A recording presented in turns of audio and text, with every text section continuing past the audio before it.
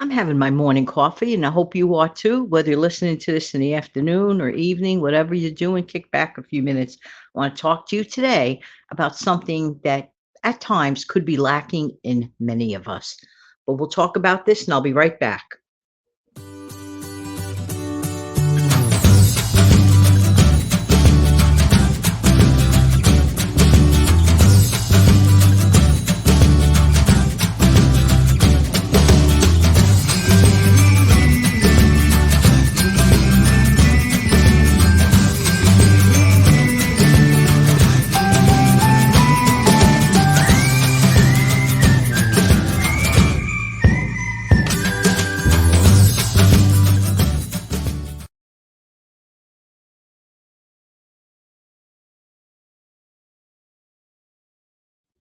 Good morning, good afternoon, good evening. Hi, this is Jan. Welcome to another episode of Save Money and More with Jan Channel. How you doing today? Happy weekend. Yeah, yeah, yeah.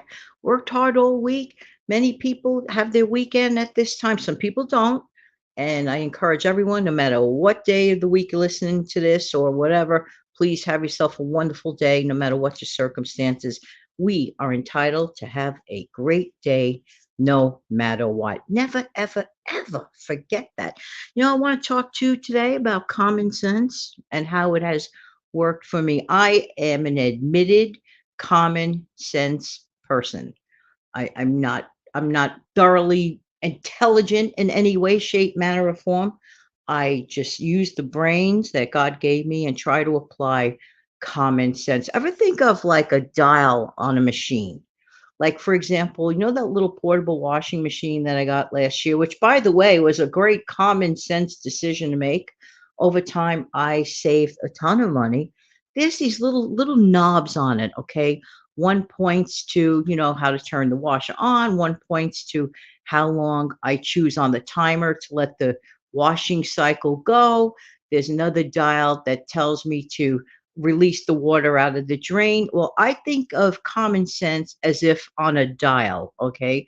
So sometimes I apply a little more common sense in situations than to other times, but honestly, common sense is a great thing. It really, really is. And I always joke about when Dr. Phil McGraw said there's nothing common about sense. I believe it's out there, but I believe everyone can choose to make sensible decisions. What does this have to do with anything? Well, when it comes to saving money, it really does. But I'm going to tell you a situation that I used to do. Timing is also everything. So I applied the principle of common sense and good timing in this situation. Okay. When I used to work for that hospital, major hospital in New York, that laid off an entire department on one day, Valentine's Day, 1997. Never will I forget that. And I've mentioned it several times. And on one or two videos, I go through the whole story about that. But, okay, let me tell you something. I am sure glad that I had my common sense wits about it. But what I used to do there, okay, now, Thanksgiving week, usually people are off on Thanksgiving Day. And in that hospital, they gave us the day after off, Thanksgiving Day, and the day after off in that department, which was very nice. The 4-day weekend, it allowed for traveling. You wouldn't have to worry about, missing a day of work or having, use up a day, whatever. But what I used to do every September, because we had to apply for any personal holiday we want to take, whatever, like weeks in advance. Because when you work in a hospital, it's very strategic. You got to have staff. You have to have staff, even if it's administration staff, like I was working with. So, but I was wise. Every year, like clockwork, literally clockwork, I would go to human resources and put in my day off on Monday, Tuesday, and Wednesday. When? On Thanksgiving week of that calendar year. I would look it up every September. I would check out the dates and I would enter it. Why did I do that? Well, just 3 days. Just imagine I put in 3 days as days off, but it actually gave me a whole week's vacation. In other words, I get a whole week's vacation for just 3 days because the hospital would naturally give us. Thursday, Thanksgiving Day off, and the day off Friday. So instead of me just getting a 4-day weekend, which is generous enough, it only cost me 3 personal days by choice, Monday, Tuesday, and Wednesday, and I gave myself a whole week. So that's what I call combining common sense, okay, with a little bit of a strategic timing thing. We can do and should do the same thing when it comes to financials. That's why I always suggest to plan our meals around the sales, okay? Planning our meals ahead of time around the sales is a wonderful thing to do. What else we could do is before we do anything is only purchase stuff that's on sale and only purchase the stuff that your family likes that's on sale. No use in spending good money. Oh, it's on sale, but your family doesn't like the item. That is just silly. That is just, in my opinion, silly, but that's another show. So, in an effortless way, I earned myself an entire week's vacation by just planning ahead. So, that was an effortless method. Another thing that we can do, which saves time, effort, and energy, and eventually money, combine our errands. Okay, many people choose to go here, there, and everywhere randomly all week, thus using more time, effort, and energy on gas and spreading out, the errands to me in a more detailed manner.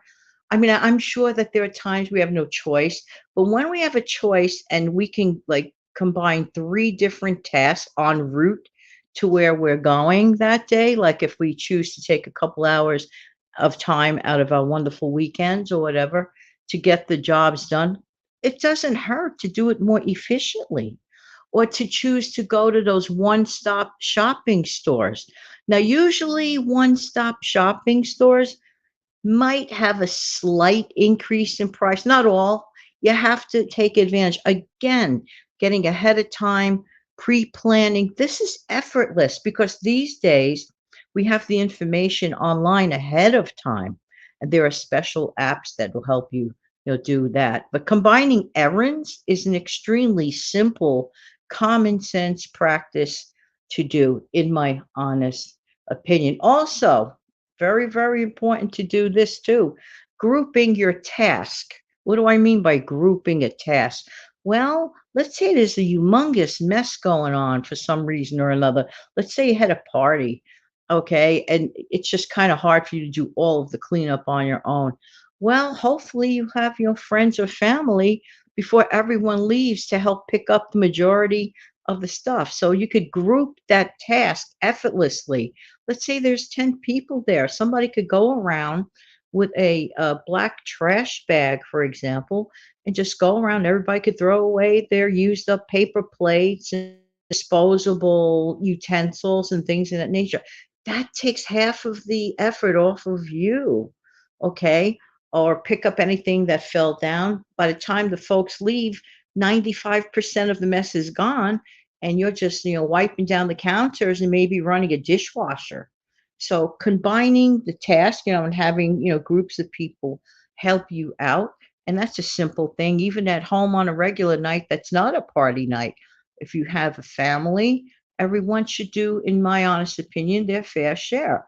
Everyone pick up after themselves. That definitely takes the burden off of the person that seems to usually do almost all of it. It's not fair for one person to do everything. It's just common sense practice to include, in my honest, everyone who was involved in a minor thing. One minor thing with a bunch of people doing it could sure take the burden off of the just one person. Well, anyway, hopefully, and I do believe that my wonderful listeners are common sense folks, and there's nothing wrong with that.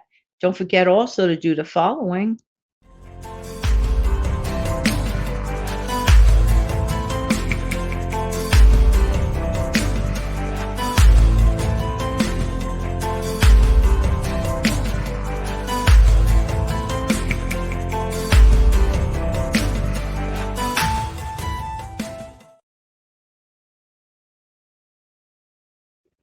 Saving money the good old fashioned good old fashioned way is a common sense practice that should never go out of style.